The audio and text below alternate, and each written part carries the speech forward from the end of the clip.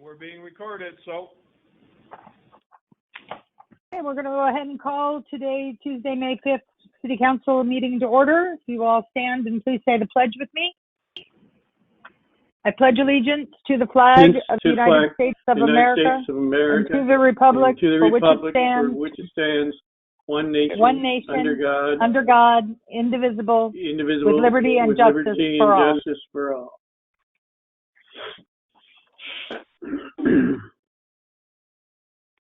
We have Janice on. Are you going to call the roll call or should I?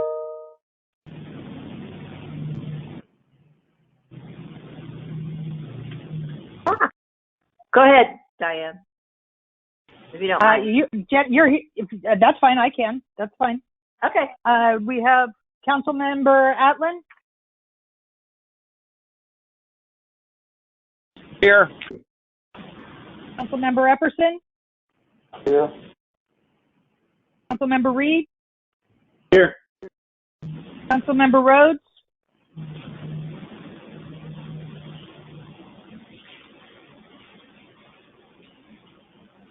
Here. And Councilmember Ratton, present. I will entertain a motion for the approval of the agenda. So moved. Reed. We have a first and a second. Can we do a voice roll call for yay or nay? Atlin? Yay. Epperson? Yeah. Reed? Aye. Rhodes? Aye. Ratton is an aye. The agenda is approved. Moving on, we do not have any presentations or announcements. At this time, we'll go ahead and take public comment. Please limit your time to 2 to 4 minutes. And please tell us who you are so that it is on the public record. Is there anyone who would wishes to speak?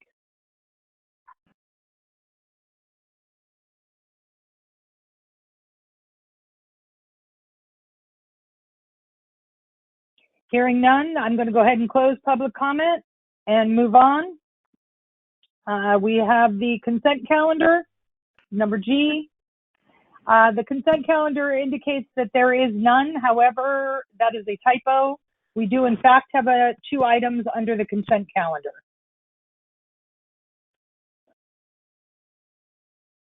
Is there anything on the consent calendar that any of the council would like to have pulled?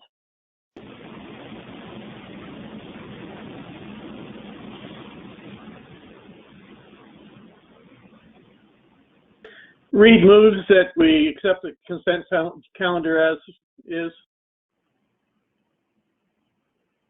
We have a first. Do we have a second? We have a second. We're going to do a voice roll call again. All those in favor, starting with Atlin? Aye.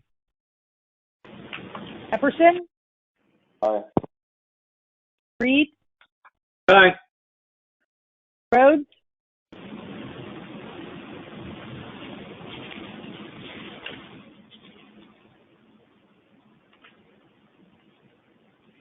Casey? Aye. Aye. And Ratton is an aye. The consent calendar is approved.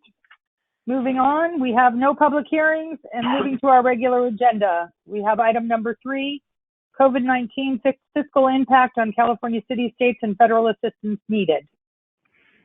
Yes, Mayor, Council, what you have before you is a request by the League of California Cities asking city councils across the state to send the governor a letter requesting assistance in the following form.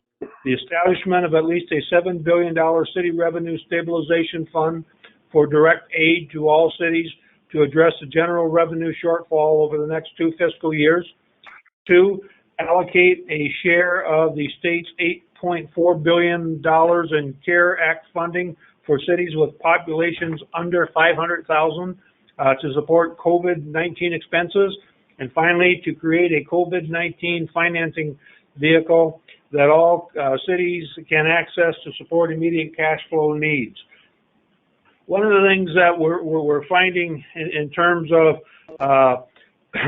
information from other cities is how much this shutdown of our economy is really impacting communities. The California cities are projecting nearly $7 billion in general revenue shortfalls over the next 2 fiscal years.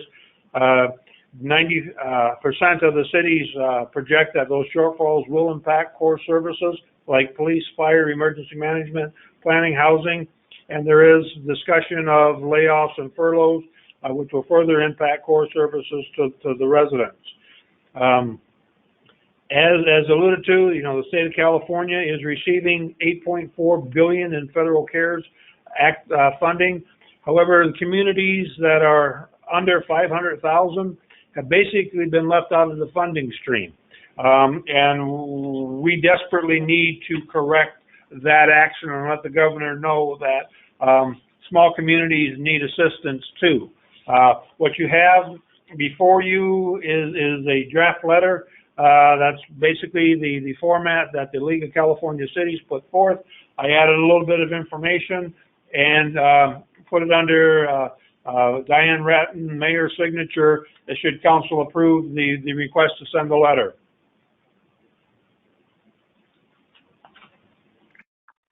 Questions? Council discussion? Yeah, this is Dominic here. I'm not sure if this is the wrong place. I just want to make general comments on the shutdown and getting reopened. Would this be the appropriate time or council reports? There would be, in terms of discussion, in terms of reopening, I think there's 2 areas where that's going to come in. One is the discussion related to the small business emergency loan program. And the second one is related to Mayor Ratton's work with the county in terms of the I'll call it the steering committee to open Amador County. Okay, I'll wait until then. I have nothing on this.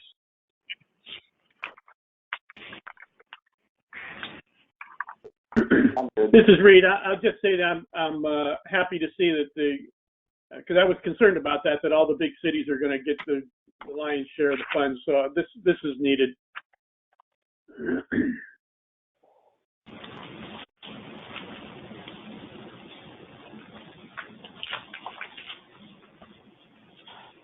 Any further council discussion? If not, I'm going to go ahead and open it up for public comment.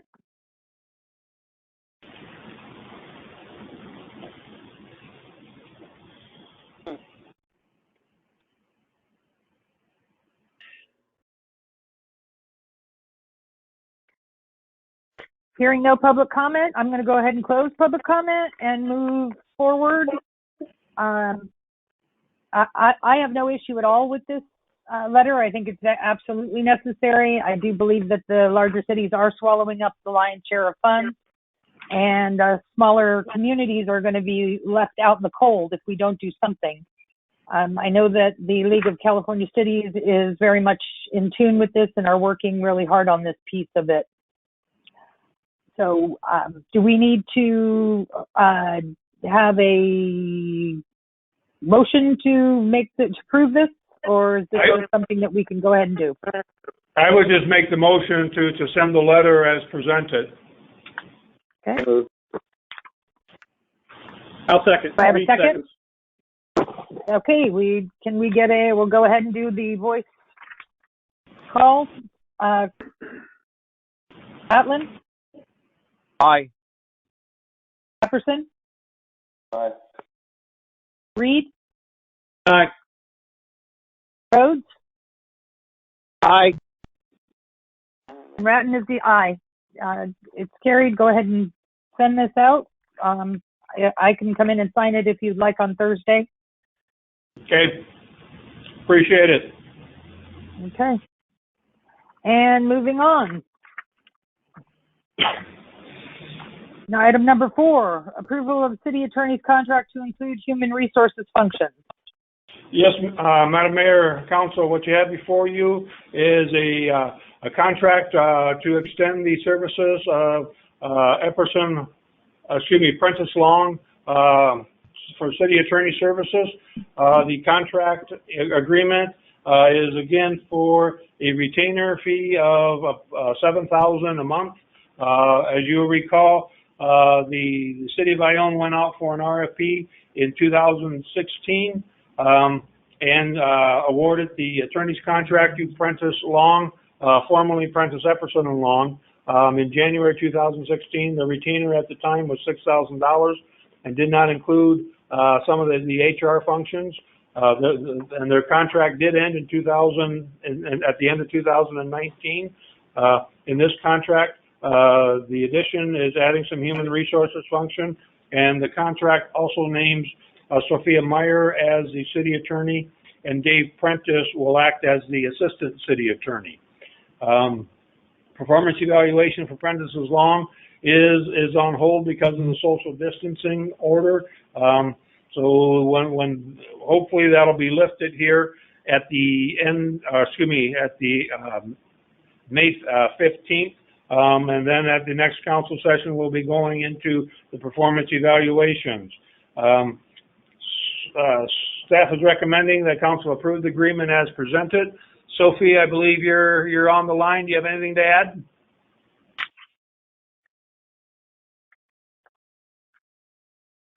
David is on the line. Oh, David's on the line? I thought I heard Sophie. Okay. Yeah. Well, because this includes HR functions and the kind of reassignment of personnel to the city, I will be taking over as, if the council approves this, as assistant city attorney and the HR director, so that you have a dedicated person to that function. And Sophie will take over the city attorney duties, which she's been doing, I think, a good job on for the last several months.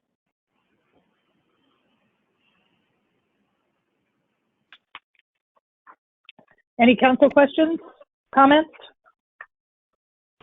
So this is Dominic jumping in because I'm I'd just like to thank the law firm, our council. I think they've done a really good job. I appreciate everything they've done, and I appreciate that they're going to take on this HR role because the city desperately needs one. So thank you very much. This is Reed. I just want to say I appreciate that, even though it wasn't in their contract, that there have been some kind of pseudo HR functions taken care of, and really appreciated their help this time. So I'm pretty excited about making it official. Epperson here. A couple questions. One, is the duration of the contract tied to the original contract? And also, I would like to do at least a 12-month evaluation on the new portion. Maybe it could be with the contract, the full contract, but maybe also has like an addendum to that contract. And then the last question is, are we fully utilizing the services of the attorney, like as far as all of our billable hours? And is there some way we could shoehorn in that to kind of keep our budget similar to what it is, if that's possible? Just questions. Thank you.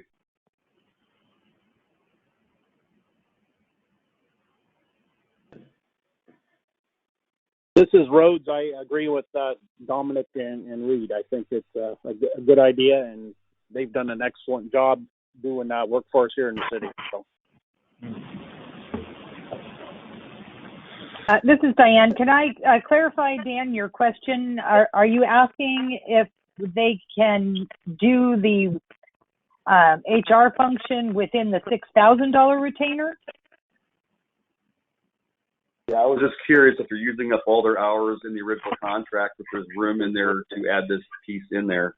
And I would like to have an evaluation of this separately at end of 12 months, just to make sure that we're doing our job. Yeah, Madam Mayor, if I can answer that, the consistent billings of the firm to the far exceed $6,000 retainer. Our normal rate is $200 an hour, and I think if the city was paying us on an hourly basis, it would be more like $10,000 a month.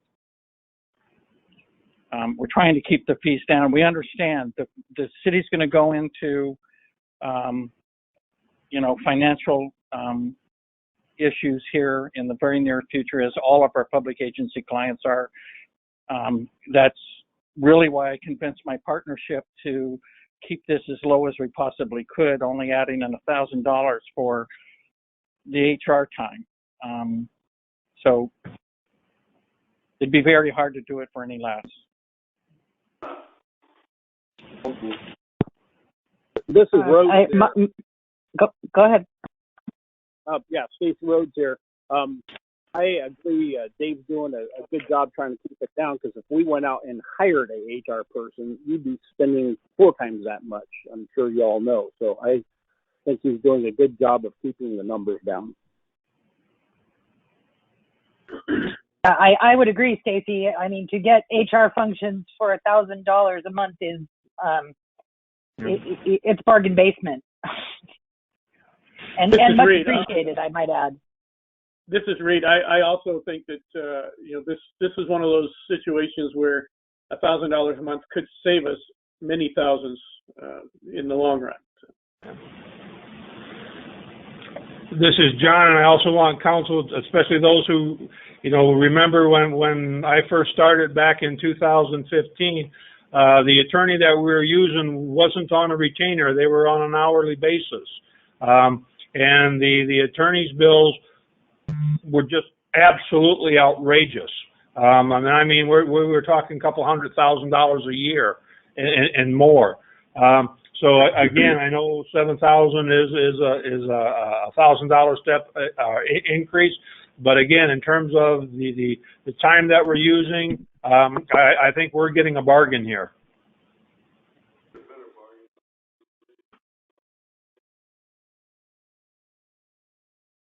Any further council discussion? One question on the time. So is this part of the existing contract that's kind of added on to it, or does this have like a sunset, or do we need, as far as the evaluation process, that go along with the original contract?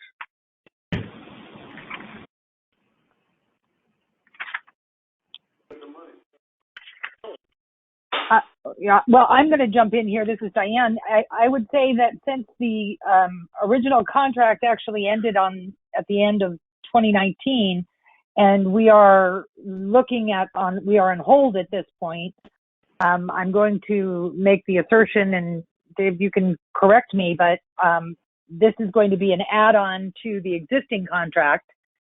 And then once we come to some terms as to whether or not how the contract is going to be extended, this will then be included in that, and we can then do an evaluation at the next contract period.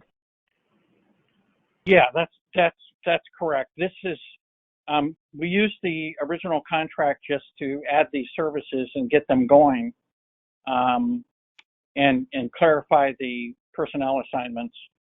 But once we're down to, where we can actually see each other, we can negotiate going forward. But I don't expect that, in a city the size of Ione, that you're always gonna need HR services, and one of the reasons I know that is because I'm currently contract HR director for the county of Colusa. We also do personnel director work for the county of Sierra, and so we this is within our wheelhouse, and that's why we think we can do it for this price, because we know what we're doing. So. This is Reed. I have a question. Go for it. Okay. I'm not familiar with when all of the other contracts in the city end. I don't know if they all are on a calendar year, a fiscal year, or date of hire. But it'd be nice if the HR person did not end at the same time as all the other contracts. So could somebody clarify that for me? Councilor Reed, this is John. You received an email from me a while back that listed all when the contracts expired. I believe that was towards the end of February. Yeah, it was right before the world exploded. Yeah, I can send it again. That's not a problem. And you We may have been also having knee pending- surgery at the time. Yeah, that's true.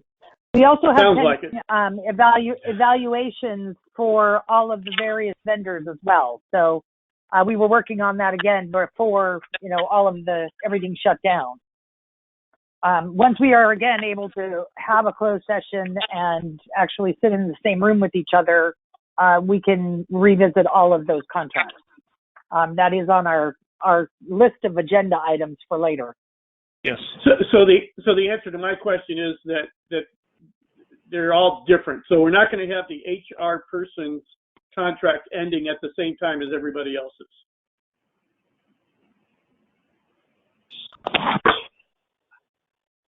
No, the HR Okay. the HR contract and the city attorney contract are going to run hand in hand because they are one and the Right. same. Right. But they That's don't fine. all. I mean, we don't have to review everybody at the same time. Not all contracts, as I recall, have a June 1 fiscal year or June 30 fiscal year end. Okay, great. Yeah, I just think it's good to have the HR person kind of separated so that they're not jockeying for a position at the same time. So, okay, thank you. Mm-hmm. Any further council discussion? Okay, hearing none, I'm going to go ahead and open it up to public comment.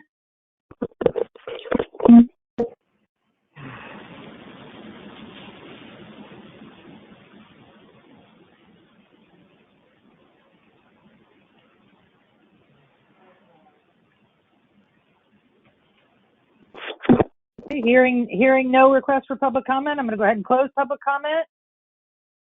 And I will certainly entertain a motion on extending the contract for city attorney and human resource functions. This is Reed. Go ahead. This is We Reed. got a I first. move Do the we have a council- second? Okay, I'll second. Great. We have a first and a second. Let's go ahead and do the roll call. All those in Councilmember Atlan, Aye. Epperson, Aye. Reed, Aye. Rhodes, Aye. Ratton is an aye. The motion is carried, and we will go ahead and extend that out. And moving on. I'm sorry, you're hearing some barking in my background.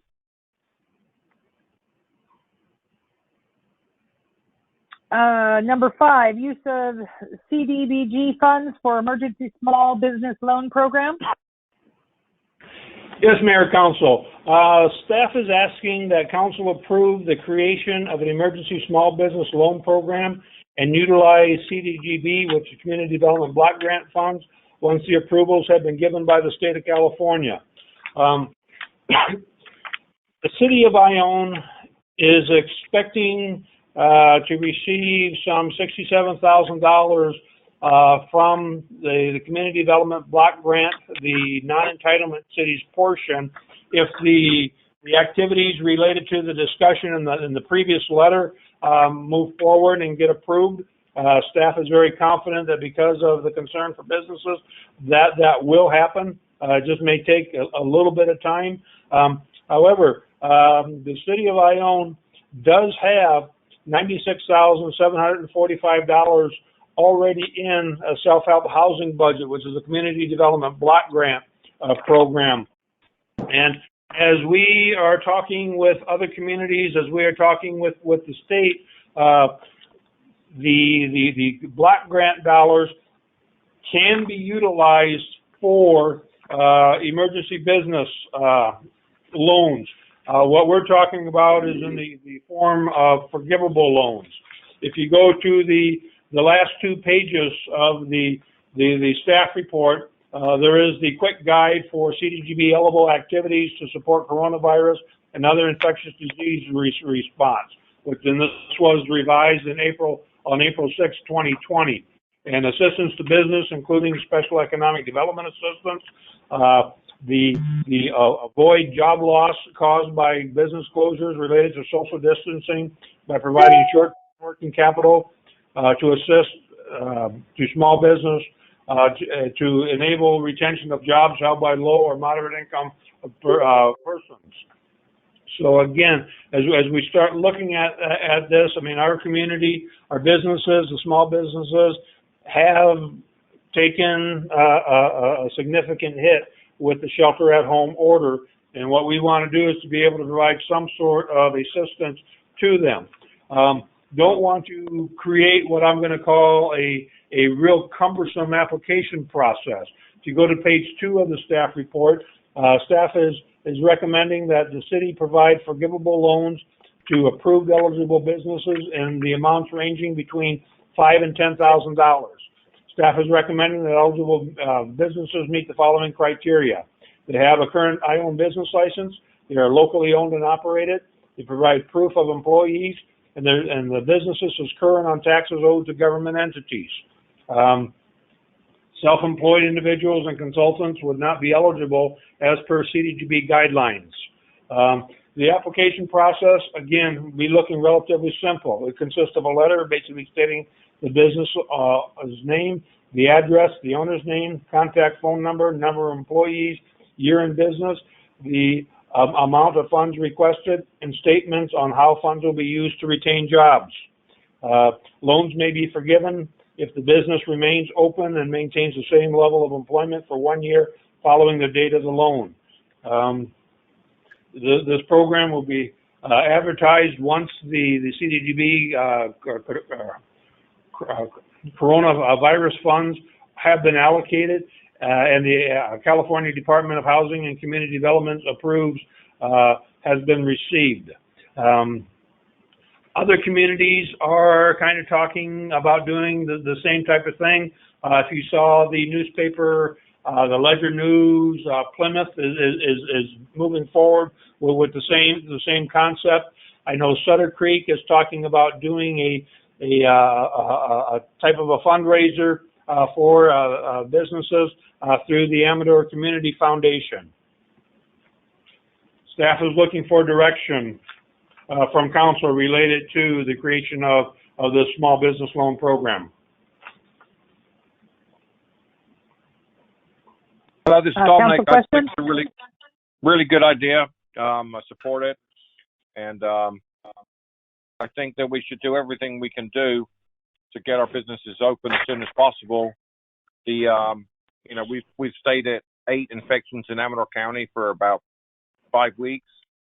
And to have Amador County shut down, City of Ione shut down for just 8 infections seems harsh. I think that any business that can maintain social distancing and cleanliness, sanitation should be allowed to open. I mean, I'll just give you a quick example. Like Hooked or the bait shop or the main tack. I mean, I don't see why one person can't go into a store and make a purchase and come out and let another person in. I think we need to get on that as soon as we can. And that's all I have. Thanks.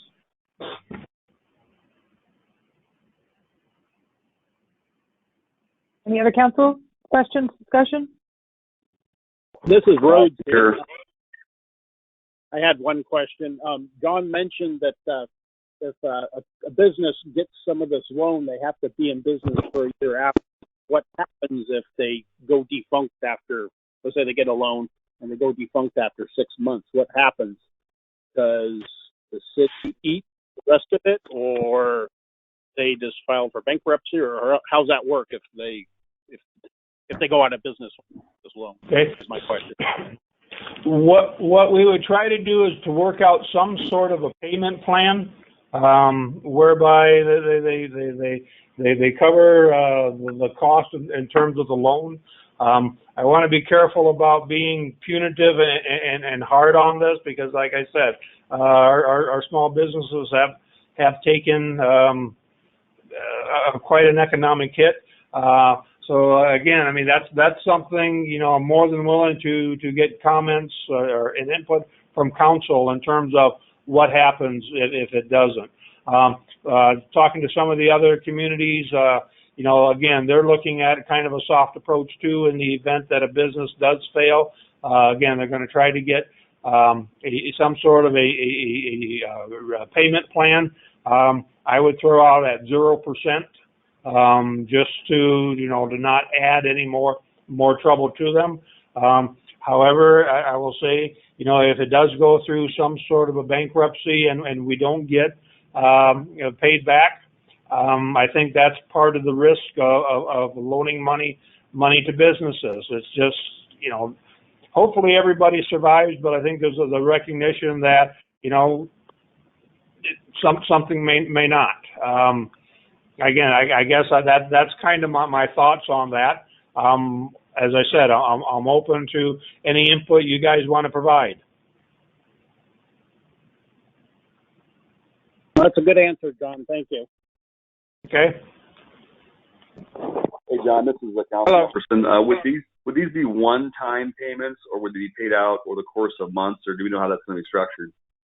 Well, in terms of somebody who defaults and is not forgiven?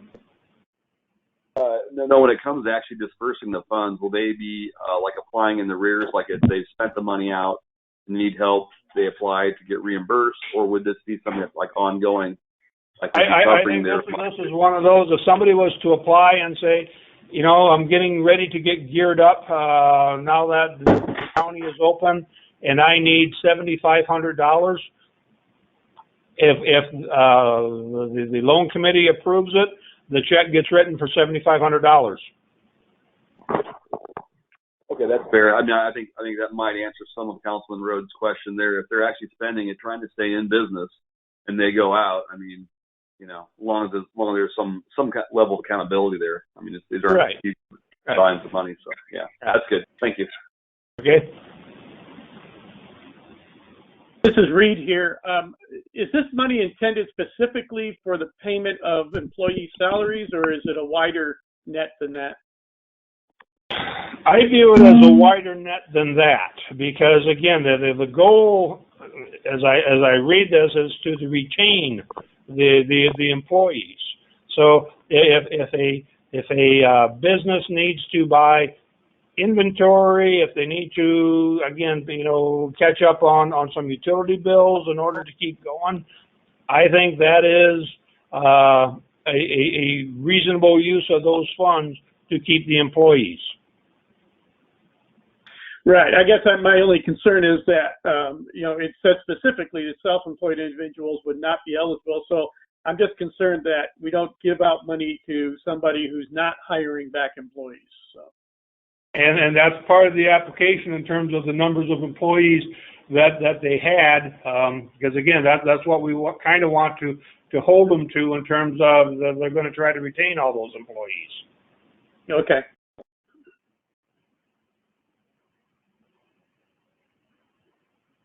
I actually would like to see that the criteria also include that the business resides within city limits. And okay. I think the business is current on taxes. I think that maybe we should, instead of being business is current on taxes, that the business is not currently in default. Okay. Because I'm afraid that some businesses may have tax balances due for some tax or another, but they aren't necessarily in default. Okay. Okay. I can make that change. That's not a problem. As far as the repayment, if they retain their employees for a period of 1 year, we're going to go ahead and forgive the loan.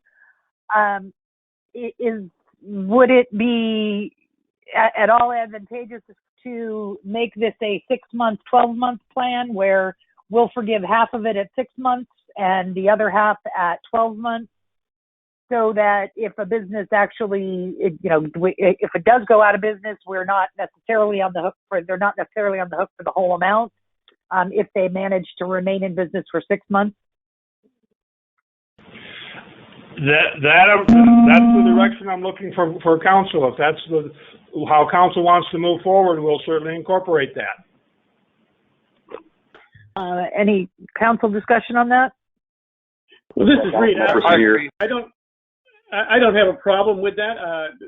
Specifically if the employees have remained, for that 6 months, then that's fine. Right. I'm not so concerned about, let me rephrase that. To me, the purpose of this is to keep the employees employed, not keep the business in business. And both will happen if the one happens, but. I would agree. This is road. Someone else that you need to understand too is probably 25% of the businesses on Main Street don't have employees. You got to remember that too. I'm one of them. I'm not going to get this loan thing or whatever. I'm just thinking. I don't think Hook has employees. I think some of these don't have employees. So just kind of keep that.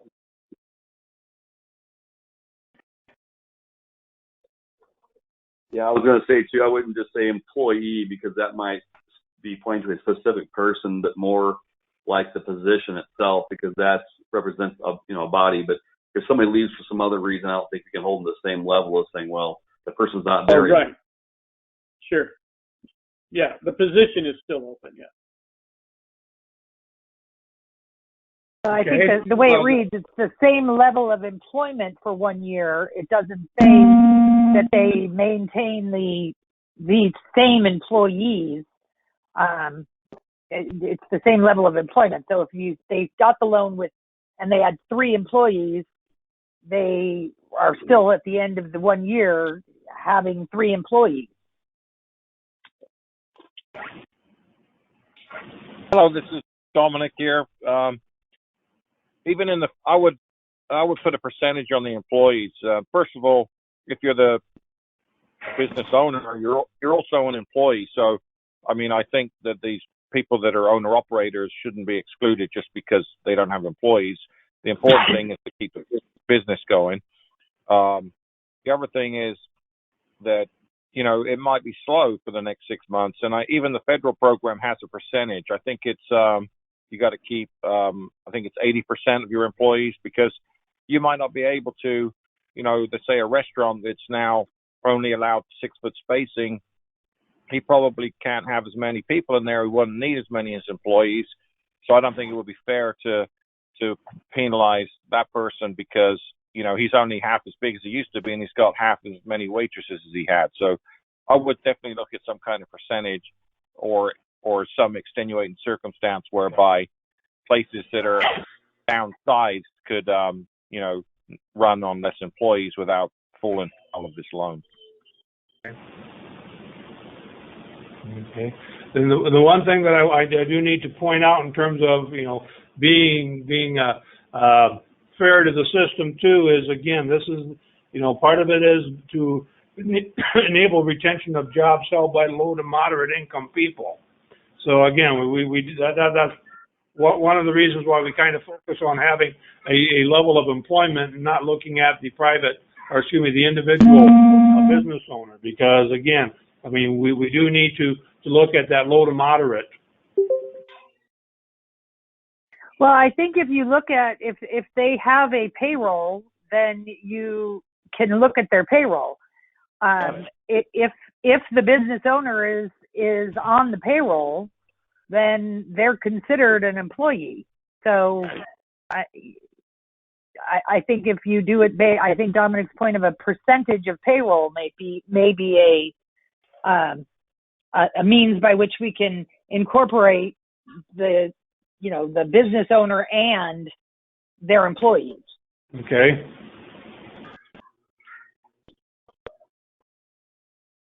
I would add one again, I don't think we want this too complicated. When it says locally owned and operated, there's a number of businesses that are owned in Ione, but they live outside the area. They're operated in Ione, but they don't necessarily live here. I know I can think of the market for one is owned by Doug, and he lives outside of town, but he employs a number of our local citizens. I think even a Chinese restaurant, I'm not sure everybody lives that, but I know most of them travel back and forth from Sacramento, but it's certainly in Ione. I'm not sure how we want to divvy that out too. I'm just thinking of a few real life examples, but any further comments on that I think would be welcome. I'm of the mindset that the business has to be in city limits Now, where the owner lives, I don't know that much matters. But if they have a current Ione business license and the business resides within city limits, then I think that they should be eligible for these funds. Very good. That's what I'm thinking That was too. my understanding of your comments, Diane.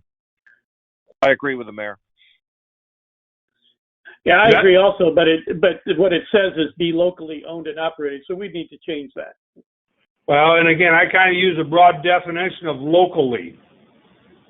Because, again, that's why I didn't specifically put inside the city limits. I kind of thought, okay, the loan committee can make some discretionary. I want to see everything in the city limits, but I wouldn't necessarily want to not have a business owner who does live outside and does have his business like Doug not be able to apply. Again, I see Doug as a locally owned and operated business. Basically, it's not a large corporation like Walmart. Well, I think by basically leaving it at a current Ione business license and that the business resides within the city limits, we are including all of the businesses that would fall in this within the city, Doug included. The Chinese restaurant included, the nail salon included. Whether or not they live here or not is not necessarily relevant. What is relevant is that the business is in Ione and that they have an Ione business license.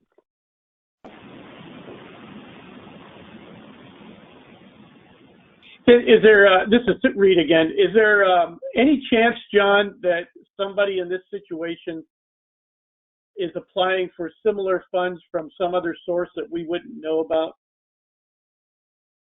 Yes, they could be applying through the SBA. I know there's some other discussions in terms of state funds that they could be applying to. I guess, based upon what I've seen of what businesses have gotten through the SBA funds, and with the programs, real small businesses have been pretty much totally froze out of that. I mean, we've all seen the stories where, the Los Angeles Lakers are giving back $4.6 million of monies that they got for the COVID that, quite frankly, they never should have got. Right. This is Dominic again. I've applied for a bunch of loans, and I know people that have. There's a question on there that asks you if you've applied for funding from other sources, so I would recommend that you include that in the questionnaire. That way they'll disclose. And just because they've applied, that doesn't mean that you're ever going to get it either, because so far that's been the case for quite a few people that I know. Well, Right. Wouldn't it be more pertinent to ask if they've received funds from other sources rather than whether or not they've applied? I think both would be relevant, because if they've applied and are still waiting for it, then that's pertinent. If they've applied and were refused, that's different. But and I don't know that's going to be a big issue. I'm thinking, and I don't want to name a specific business and get in trouble here, but I'm thinking of someone who might own a series of businesses in and out of the county, all over the place, and might be applying for other funds. And I just think that if we have a limited number of funds, limited amount of funds, it should go to those who are more local, more needy. So. Okay.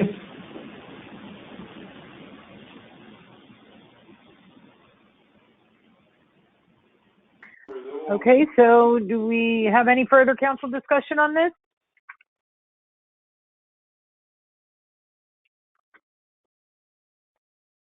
Hearing none, I'm going to go ahead and open it up to public comment.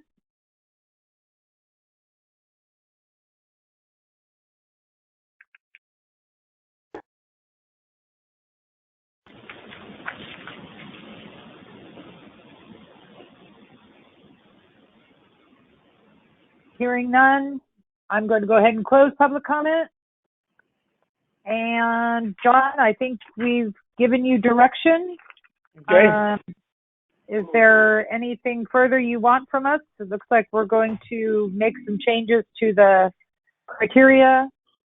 I don't know how everybody felt about the half in 6 months and the half in 12 months, but I think that would help to give a boost to the businesses, at least as far as their balance sheet is concerned. They won't have any debt. They'll have half that debt forgiven in 6 months. I'm good with that, and here's what I'll say. Should council approve this going forward, I will revise the information as per directed, and then get that out to you so that you as council members can look it over and provide comment. Okay, do we need to approve this, or do we just need to give you the direction and have you bring it back to us? I would like you to formally approve this. That way, like I said, when I talk to the people at the CGG program, I got a motion that says this is what we want to do. Okay. And I will entertain a motion.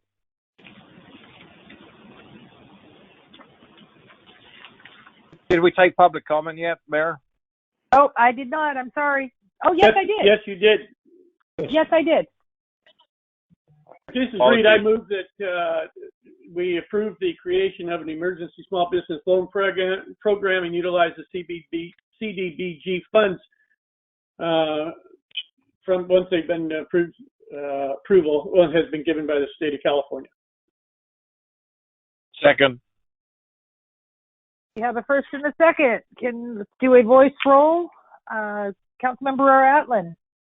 Aye. Jefferson. Aye. Councilmember Reed. Aye. Councilmember Rhodes. I don't know if I should vote on this because I own a business. Maybe Princess can tell me if I can say aye or not. You're not directly affected by it, so I don't see a problem with it. No, there is no problem.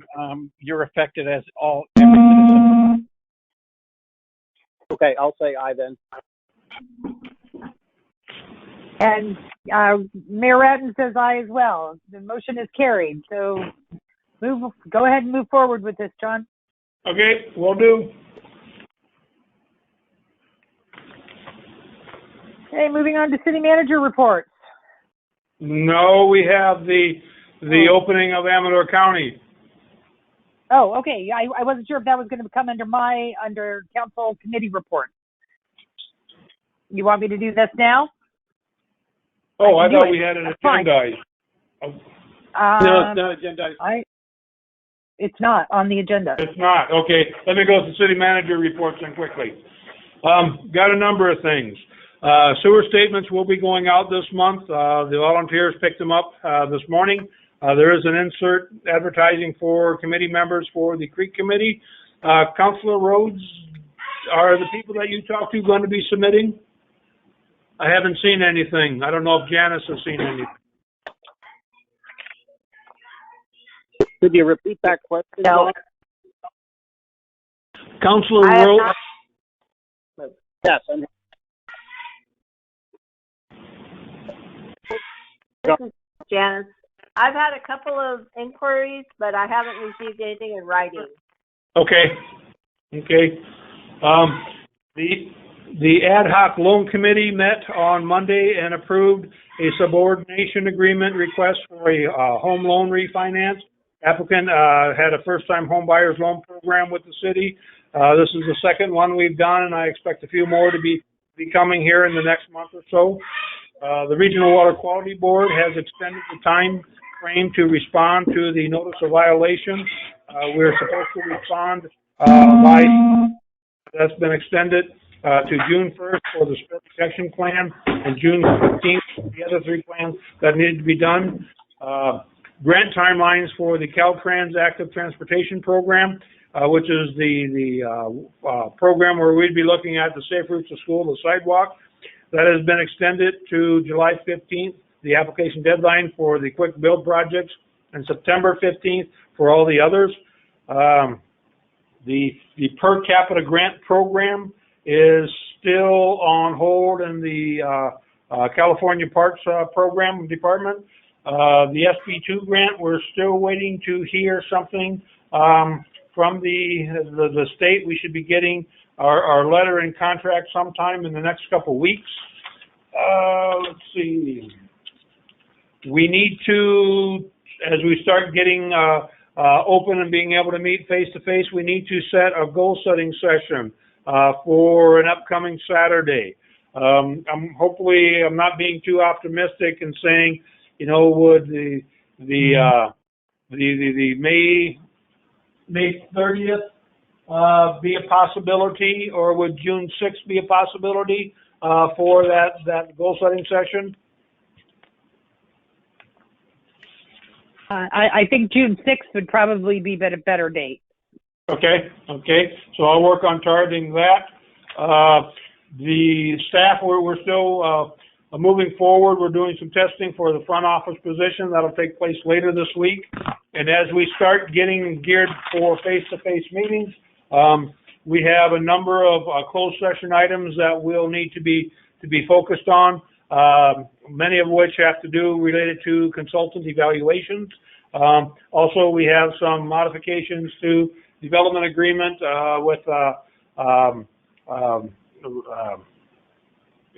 Castle Oaks that need to be done. So from my standpoint, I hope the county opens up real soon, because not being able to meet face to face, like everybody, we kind of fall a little bit further and further behind. That's what I have for now. Okay, City Council Committee reports. Anybody have any other than me?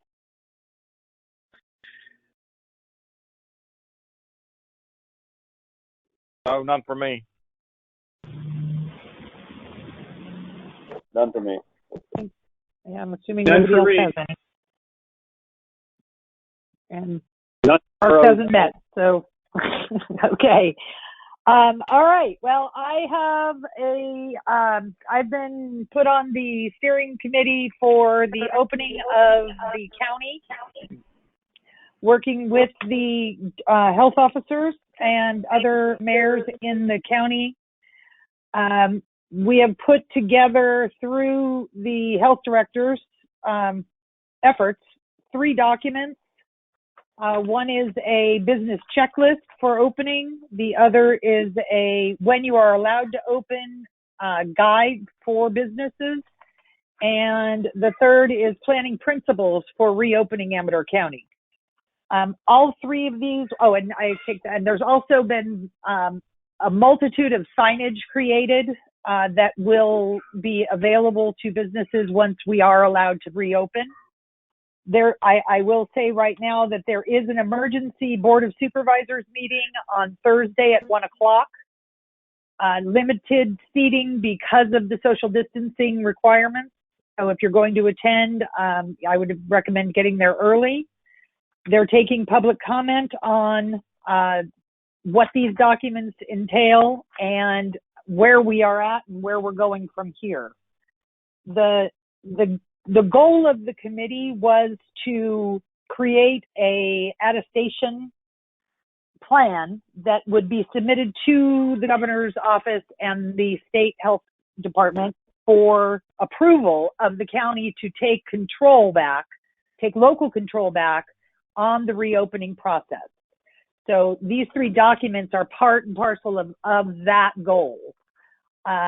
With the governor's announcement yesterday that certain retail businesses could be able to open as soon as Friday, these documents they're going to try to push these out as quickly as they can, so that the businesses that do open will have the requirements necessary to be a safe and appropriate opening.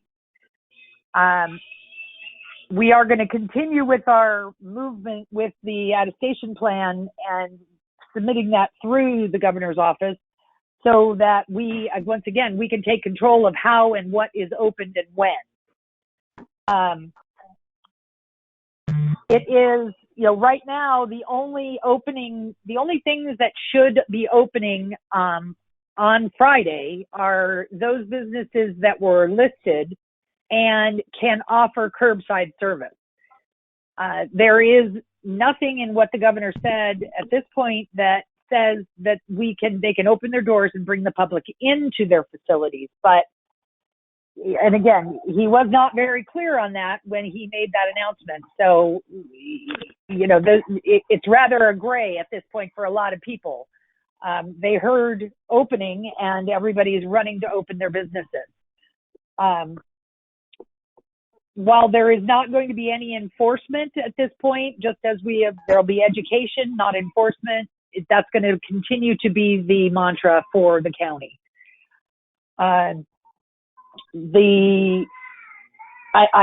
Once these documents are reviewed, again, they will be distributed. We're looking at having them distributed through all of the local associations, the Business Association, the Chamber, the Vintners Association, all of those types of businesses, so that they can blanket all of the industries and get them all of the information that they can use and need to do what they need to do. What else? I do strongly recommend that people show up for the meeting on Thursday. Some of the areas that we do as a county have to account for in the statistician plan is how we are going to trace exposures. What the county health director has recommended or is looking for are guest lists. If you have people coming into your business, that you get their name and phone number so that we can track if we have a uptick in our number of cases. We can track those back to who was in the area and then be able to contact those people and trace out where our exposure came from. That is one of the requirements of the plan. We also have an area that we are still working on, and that is a location for potential exposures that cannot shelter in place. So what I would see as an example of that was given to us is a multi-generational family that lives in one home. One of the family members is exposed. They cannot return back to the home for fear of exposing the elders of the family. They have to have a place to go. And we as a county have to provide a place for them to go. And it has to be secluded. They have to have their own room. All of their meals and services have to be rallied and given to the person in the location.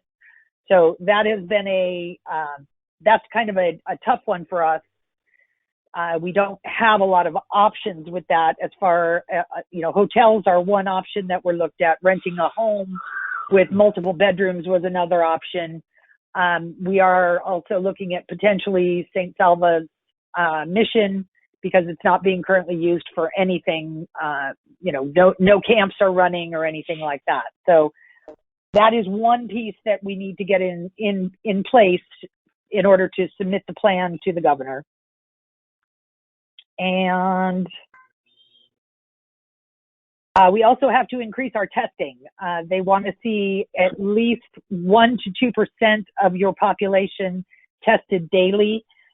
We are not there yet, but they are opening additional testing locations in Shingle Springs, Sacramento, and Stockton that we would have access to for that purpose. So again, those are all the things that are part of this plan that we want and have to submit in order to get the freedom of motion as a county to do our reopen ourselves without taking complete direction from the state. I will have all of the business associations, the chambers, the Vendors Association, all of those have also, as my understanding are, if they have not already been, invited to come to the Board of Supervisors meeting as well, because we want to get their input on these things. So that's all I've got. Any questions?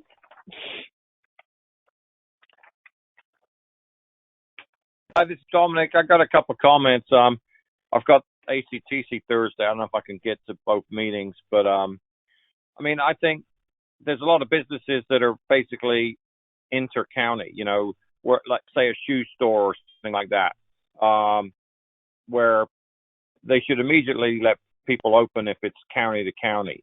I don't see the difference between delivering something to a curb or to have one person go into a store. I think that's, ridiculous. The other thing is, the governor, how quick is he going to act on whatever is sent for him? I think that we just, should get going as soon as we can. And then, is there any plan to divide the state like many of the other counties have if they get no response from the governor? I think that, we're unique here. We have, we're not unique. There's Modoc County has 0, but there's a lot of small counties that not having a problem, and I think they should get back open as soon as they can. Well, and we all agree with that, Dominic, and that's pretty much the voice that's being relayed at these meetings. The biggest concern is that once we do reopen, that there is going to be an increase in people coming into the county, therefore an increase in potential exposures. And if we have what we don't want is a huge spike. We do have hospital capacity for where we're sit right now, but we don't necessarily have hospital capacity if we get this huge influx and all of a sudden we go from, 8 to triple that. So that's the bigger concern with reopening. It's not that the businesses and the community is at issue. 8 cases is really a drop in the bucket compared to some of them. But it is the fact that once they do reopen, having all of the guidelines and the checklist and making sure that people are doing it in a safe and appropriate fashion needs to be in place so that we don't get that uptick.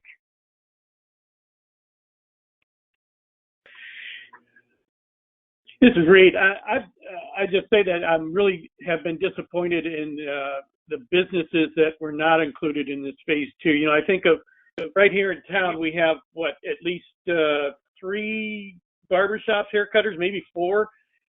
Most of those are one-on-one, like one person walking into a store at a time, and yet they're not included until phase 3. And I just think, somebody hasn't thought this through, and if we could, as a county, figure out how to make some exceptions like that and use some common sense here, that would go a long way. I did say that exact same thing because A, I really need a haircut, and B, for the city of Ione, we have a large employment of hairdressers here. Yeah, and exactly. The county health officer's response to that is that their concern with beauty salons and barbershops is that there is a close proximity to the client and the hairdresser for an extended period of time. And, in the case of some cases, if you're going to get your hair restored, as we like to call it, you could be there for 2 hours with your hairdresser. In a close proximity with them working directly, touching you. So that is the concern with hairdressers and barbers.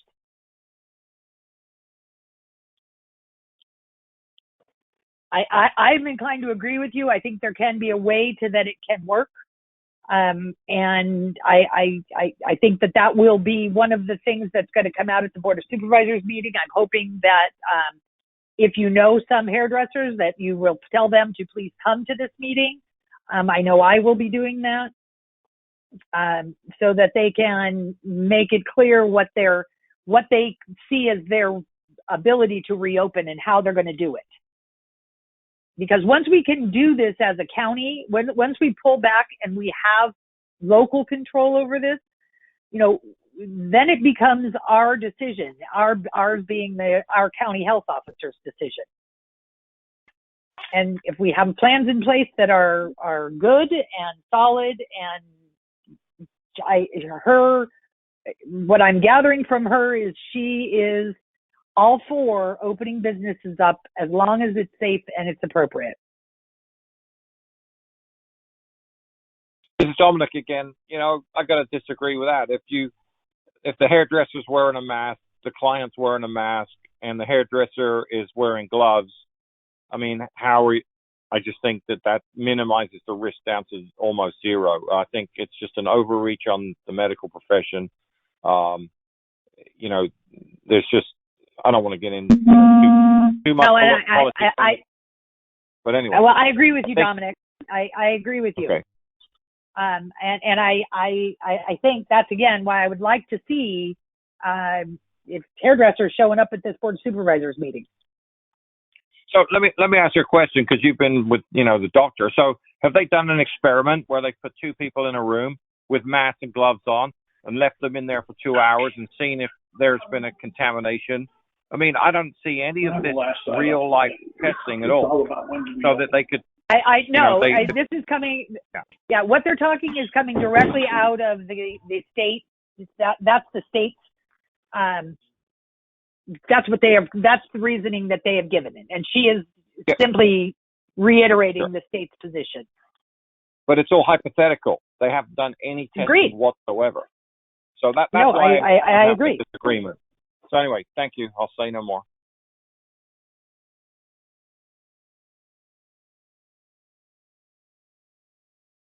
Anybody else? I will be attending the Board of Supervisor meeting on Thursday in person. So I can, again, report back if any information that if I find out. We are still, again, waiting on Governor Newsom's parameters for the reopening that he sees on Friday. Again, those are supposed to come out on Thursday. Lots of time there, right? But if we get them, I will. If I get anything in concrete on that, I will go ahead and disseminate it out to everybody via email. Well, through Janice.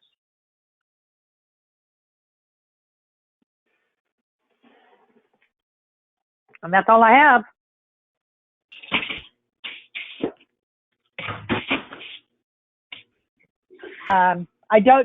We don't take public comment on this, correct? Correct? It's not agendized?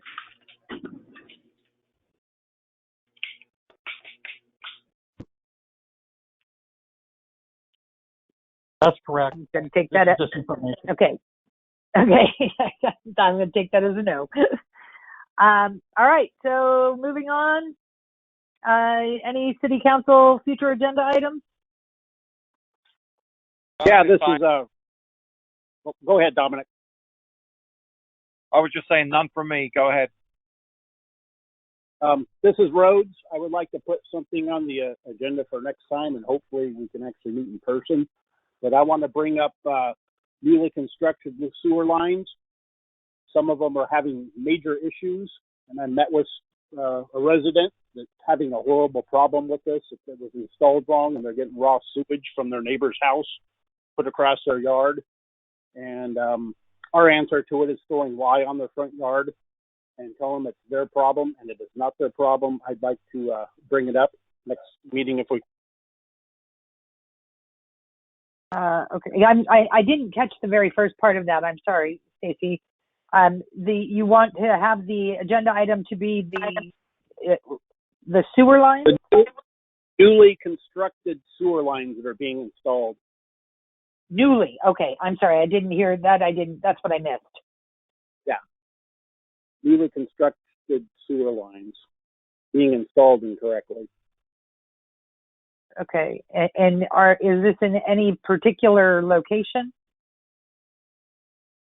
Well, one is on Washington, and one was on North Arroyo Seco.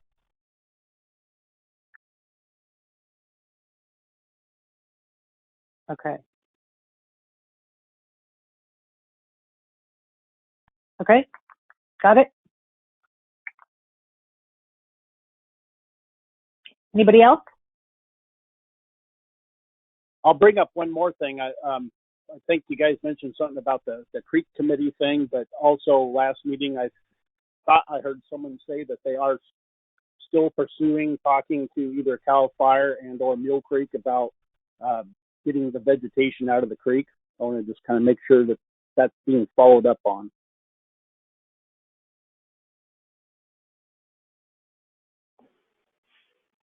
Okay.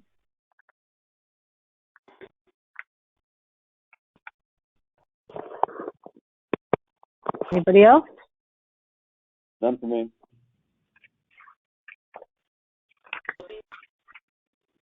Okay,